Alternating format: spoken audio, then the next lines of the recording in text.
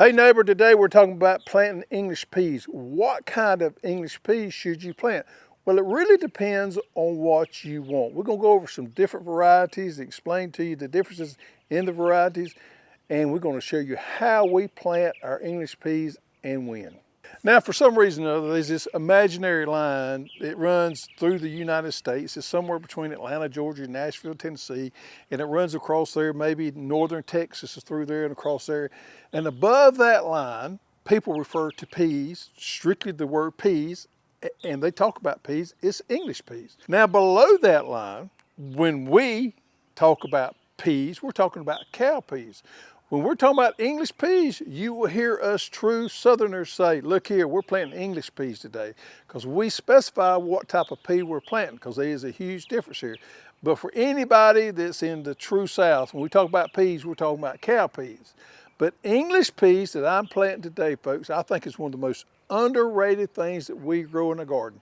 Now, for me, it has a particular time zone that I can only grow these and be successful with them. So I have to be kind of particular about that, and I'll explain that more to you. And also, they don't love the heat, so we got to get them out of there before the heat comes in. But we love them. We don't preserve them a lot. We love to eat them fresh.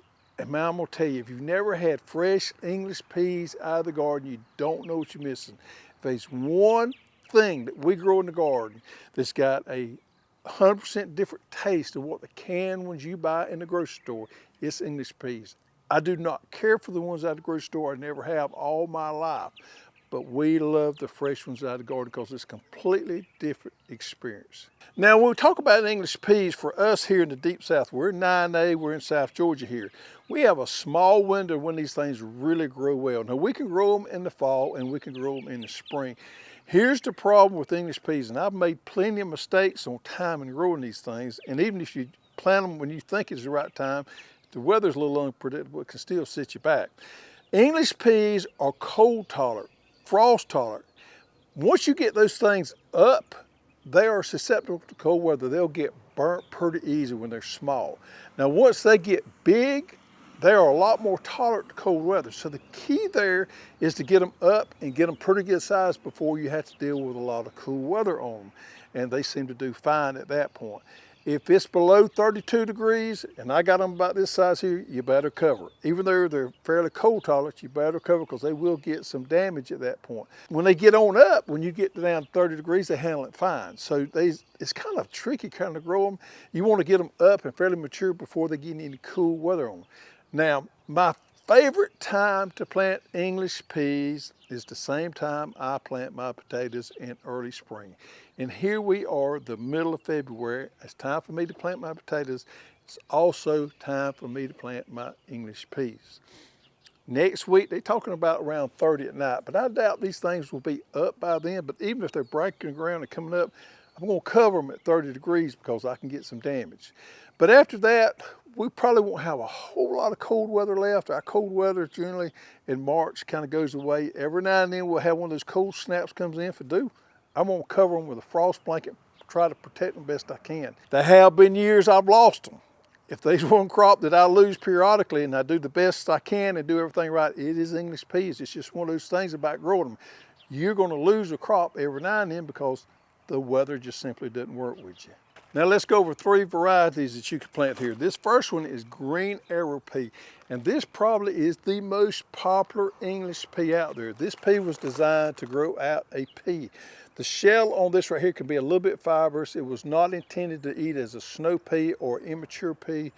It is a smaller type pea. My wife, Mama Hoss, loves this type right here. They are the smaller type English peas that you're probably most familiar with. 60 days to maturity. So if we plant them the middle of February, we're talking around the middle of April when they're going to be ready. The next one here is sugar Prince Pea. Now I like this one because this is a utility type English pea, snow pea. This is one of those few ones right there that you can use for both. When they're immature, you can pick these right here and eat them as sugar snaps, put them in your salad, eat them raw, stir fry them, whatever you want to do. And you can let them mature out and they make a decent pea here. So this is a good one right here to plant if you like both. and 70 days to maturity. This one's 10 days, takes 10 days longer to mature than some of the rest of them here. Sugar Prince Pea is a great one. It's one of my favorites. But the one I'm going to be planting today is Mr. Big Pea. And just like the name says, it is a bigger type pea. It doesn't lend itself well to the sugar snaps because it's got a more fibrous husk on there. It makes a bigger English pea. And that's the one I like. 60 days maturity. So there again, we're coming off mid-April, the same time that our iced potatoes are getting ready for harvest. Now, I normally don't plant a lot because we don't preserve any. If you think you want to preserve any, you may want to plant more. About a 20-foot bed is a plenty for us. I've got this bed right here already kind of prepared a little bit. I'm going to mark out where my row is there. I've got drip irrigation down on this. I had the drip irrigation so I can mark the row. I'm going to pull it now back out of the way. And this drip tubing here is the one that has the emitters every 6 inches. Now, fertility for English peas, they are a legume, so they don't like a lot of fertilizer. This is the secret sauce for me. I like to use this complete organic before I plant. Put this into the ground, soil, kind of work it up there if you can, and it helps those microbes get started so you have a nice, healthy ecosystem in your soil, and it releases those organic compounds that feed the beans. This right here within itself is normally all we need for these legumes to get them popped up and get them off to a good, healthy start. So this is a 5-4-3. Now, ideally, the best way to do this is to put it into your furrow there and kind of work it into your soil a week to 2 weeks ahead of time. And it gives the microbes time to start breaking this down where it's available to the plant here. But if you can't do that, you can do it at planting. And this stuff is pelletized. Although it is chicken manure, it's fairly clean. And I like to take it and just kind of shake it as I walk down through there. The directions on the bag tells you how much to put every 10 foot, but you'll kind of get the hang of it.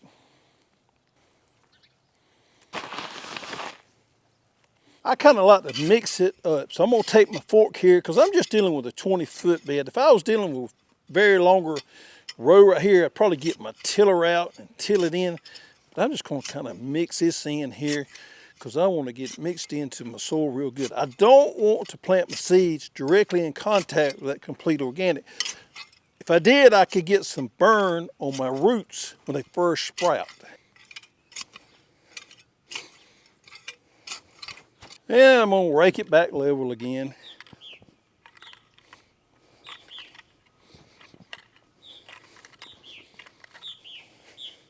Now it's time to put my irrigation back. Now after I get my irrigation back exactly where it was at, and I'm gonna pin it down on the end, I'm gonna take my hoe again and lay that trench off or lay that row off where I'm gonna plant my seeds.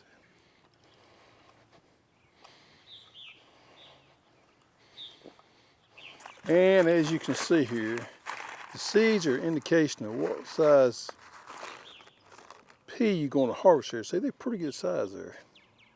If you're planting a lot of these, you probably won't get your host garden seeder out, so it saves you a little bit of time. But I'm just planting a 20-foot row, so I'm just going to sprinkle them out by hand. Now, I like to plant these things. I got plenty of seed here, and seed is cheap. I'm going to plant them about 3 to 4 inches apart. If I need to come back here and thin them out to every 6 inches or so, that's okay. Sometimes, if the weather turns off cool, you won't get real good germination. Sometimes if it's real warm and everything's perfect, you'll get nearly 100% germination. But just in case, I'm gonna plant them a little thick, and I can always come back and thin.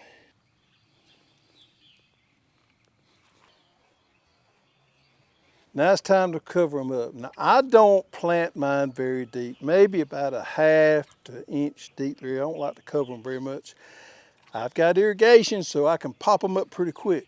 If you don't have irrigation, you may want to plant them a little bit thicker, but I like to plant them fairly shallow so I can get them up real quick. So for me in the springtime, I normally don't ever have to treat them for insecticide or fungicide. In the fall of the year, occasionally when I grow them, I will have to treat them because insect populations are, kind of high that time of the year. But in the springtime, I just normally don't have to put anything. I don't have any problems there if you plant them at the right time. So that's a good thing. Now, when they do come up, we like to trellis them because they will get a little leggy and fall over, and we find we get a better harvest if we trellis them. Nothing fancy. Don't go overboard with it. You don't need a steel T-post or anything like that. Just a little wooden stake like this right here will do fine. Now I just like to put these about, I don't know, every 2 to 3 feet. And they ain't got to be real strong because you're not holding a lot up. Now my preferred method on doing this is using cotton twine and doing kind of like the Florida weave like we do our tomatoes and everything, but this is just kind of on a smaller level right here. And that holds them up so that they don't lay on the ground, and it just seems to do better. We can work them there, we can get weeds out of them, keep them cleaner, and they just look a lot better if they're trellised up. You don't have to trellis them a lot. We don't expect them to get no taller than that right there. Now here's the deal. In about 60 days, we're gonna be harvesting English peas, and we're going to be harvesting our new potatoes at the same time. There's nothing better to me than cooking my English peas in together with my new potatoes in the early springtime. That's one of the most delicious meals you can fix there. So the timing on planting English peas in the springtime is time it with your iced potatoes when you plant them, and I think that'll serve you well.